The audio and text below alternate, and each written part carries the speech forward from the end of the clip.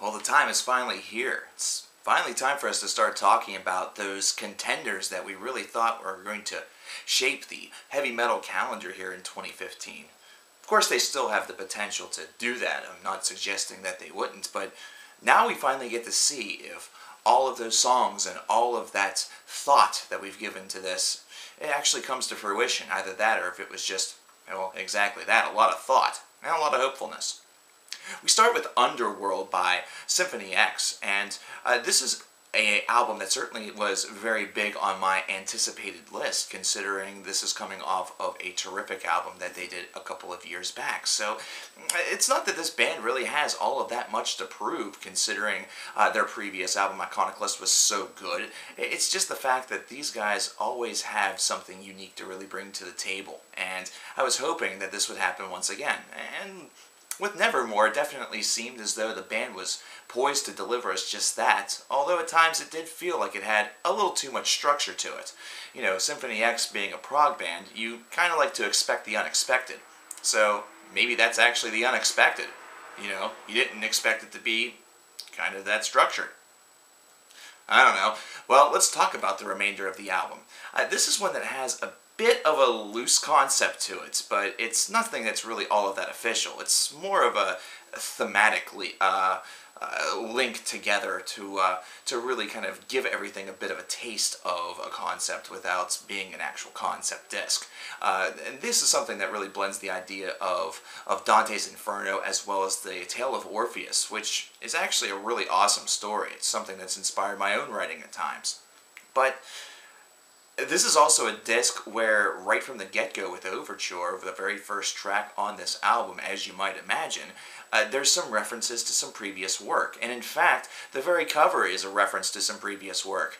The masks that you see on the cover of Underworld are actually a throwback all the way back to their very first album, where there were masks on that cover.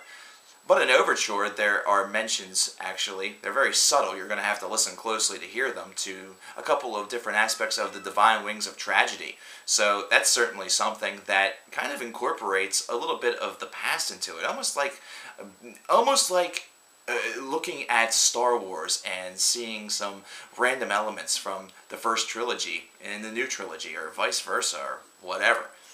I threw that in there because Mike Romeo loves fucking Star Wars.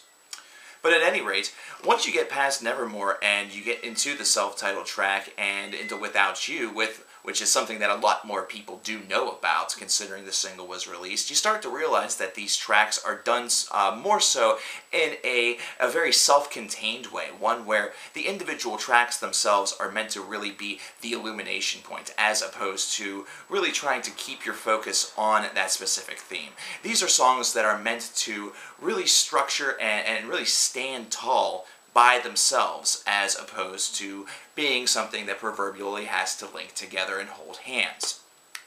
One thing that definitely is interesting about this disc is the way in which the differentiation of this album, or the variety, is concerned.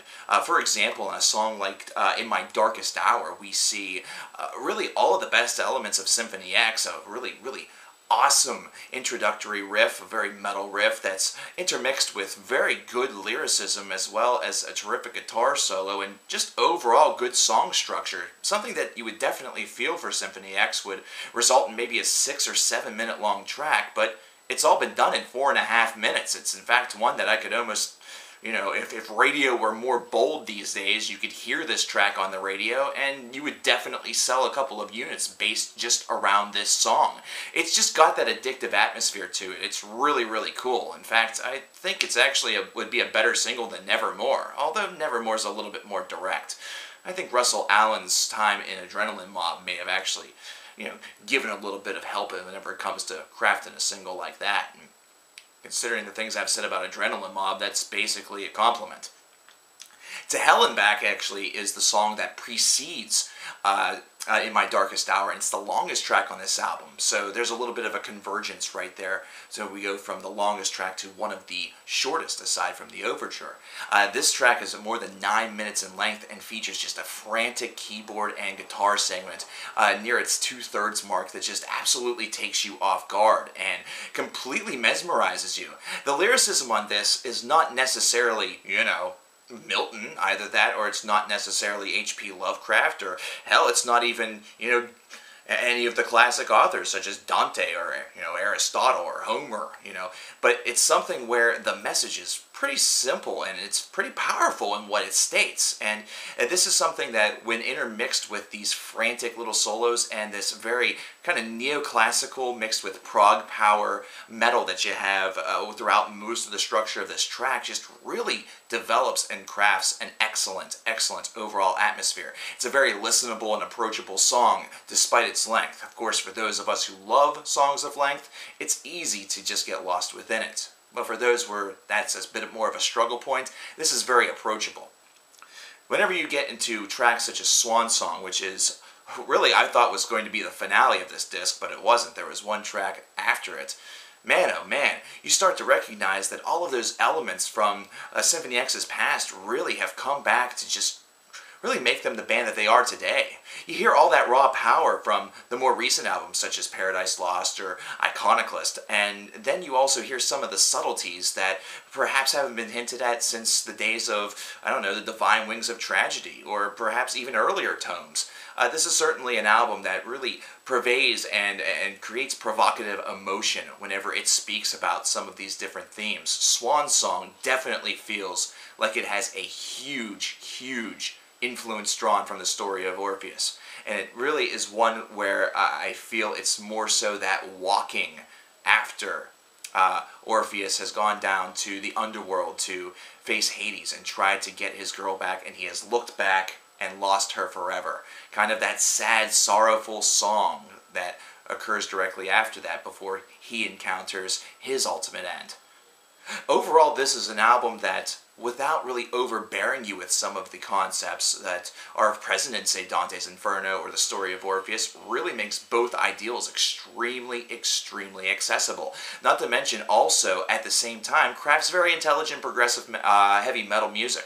I definitely dig the fact that this is an album that you can sit down and listen to the full 63-minute or so runtime with very limited effort. It's one that just flows together very perfectly and seamlessly. That individual idea of writing these songs as opposed to trying to wrap them all together really, really worked to the band's benefit. I also feel that this is a track that, or should I say an album, that based around that flow still even has that concept album feel. It functions very well as a whole. You ever have one of those experiences where an album just flows so well that you wonder if it truly is a concept album, and whenever you find out that it's not, you're kind of surprised? This is almost like meeting that concept in the middle, where it's kind of a concept, but not really a concept, but it flows together, so it might as well be a concept, even though the concepts are, well, two different concepts. That's a lot of usages of the word concept, so why don't I destroy that concept and get to the concept of a score. As far as the score is concerned, I think that Symphony X really delivered us another home run. And this is something that they've been doing a lot lately whenever they've been releasing music under the Symphony X brand, so you definitely have to give them a lot of credit. This is definitely something where they're able to come back from any extended hiatuses, whether it may be 2 to 3 years or whatever, and just continue to deliver great and unique music. I'd give this a solid 87 out of 100. I think this is approachable, but at the same time has a brand of intelligence that's all its own and definitely works well within what Symphony X always aims to really deliver. But what did you guys think about Underworld by Symphony X? I want to know exactly what your thoughts are, so let me know in the comments below. And man, do we have a lot to cover. We have new albums from Lamb of God, We Came as Romans, and Joe Satriani to really cover here in the next couple of days, as well as a couple of other unique surprises. In fact, you should hop over to the Cover Killer Nation Facebook page. There's a link down below in the description box. And you should actually send me a message over there, because I'm going to be doing another CKN Reads the Mail segment. If you're unaware what that is, I did 2 of these last year. Search them in the YouTube search box there, because I'll probably forget to leave the annotation. So what did you guys think about this disc? Let me know, and we will talk tomorrow. And there's a good chance whenever we talk tomorrow, it's going to be a big day, because it's going to be time to review a very, very important album. You guys probably already know what that is, just based around that introduction, so you're not going to want to miss it. Take care.